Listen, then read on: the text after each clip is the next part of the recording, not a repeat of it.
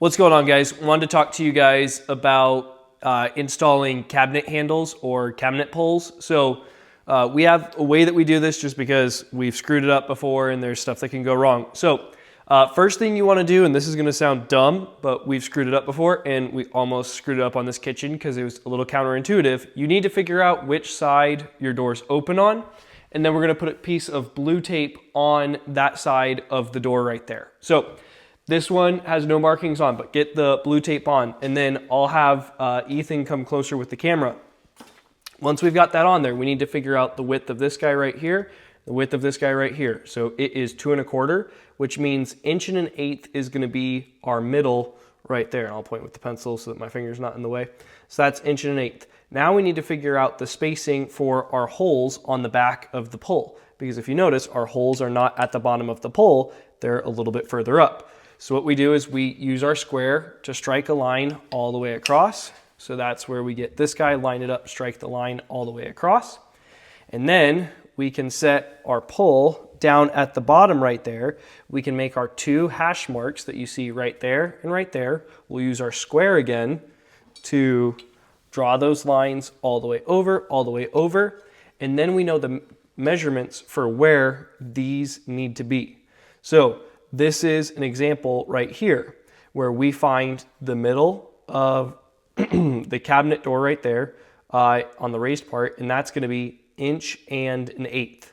Then we know that this is 1 5/8 and that is 6 5/8, and we can just repeat that all the way through. Now if we step back just a little bit, then we go through and drill those marks. I like to always open the door so that when I drill, that way I'm not drilling into any of the cabinet material behind. We're doing any touch up. So pull it open a little bit and we go slow. When you're drilling through, especially if you have a dull drill bit, there's going to be this tendency that you want to push all the way through. The reason why we don't want to do that, and especially sometimes if you feel like you're getting to the end, you want to let off a little bit and let the drill do the work, is you can blow out the back side of that cabinet door to where that screw head's not going to be covering it. Once again, we're having to do touch-ups or get a new cabinet door. And if they're custom cabinets, then that's going to be a really sucky day. So let the drill do the work, go all the way through. With these, we have very little tolerance on the cabinet pulls. So we're drilling the first hole and then we're double checking that our marking is perfect for where it needs to be. And then if we need to make any adjustments, we do, because sometimes your drill bit can walk a little bit. So we got to make that. Now, once we get those holes in there, we're going to pull the tape off. We stick our screw through the back, 2 screws through the back. We'll take a screwdriver and tighten that down.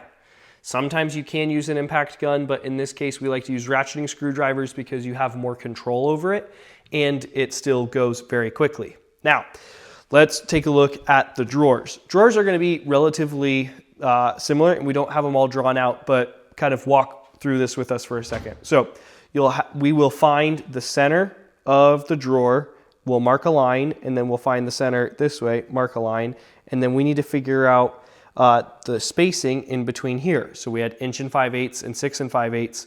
So that should be, what is that, 5 inches? So 5 inches right there. So we know we've got our center point. That means we need to go 2 1/2 this way, 2 1/2 this way.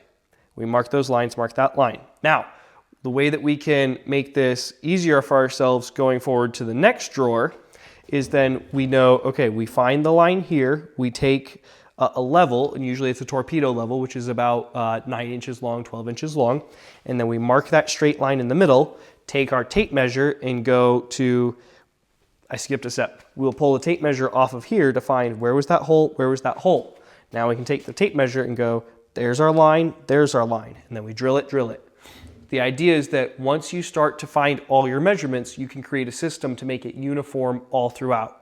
So big things that I want to just reiterate is make sure that the side that your tape is on is the one that the door opens. Especially for some of these, it's with these 2 doors, typically your handles are right here. So I went through and I put all the tape right here, and then I put the tape right here. If I had just gone through, and like I said, I open those doors when I drill it, but if I had just drilled through and been in a rush, then I would have been like, oh crap, because I drilled this side, it's not opening, and then oh crap, once again, I drilled into the face of the cabinet. So those are some of the big things. Make sure also, this is a little tip for you. If you have your carpenter's pencil, you can do this with a carpenter's pencil. You don't need to get a mechanical pencil.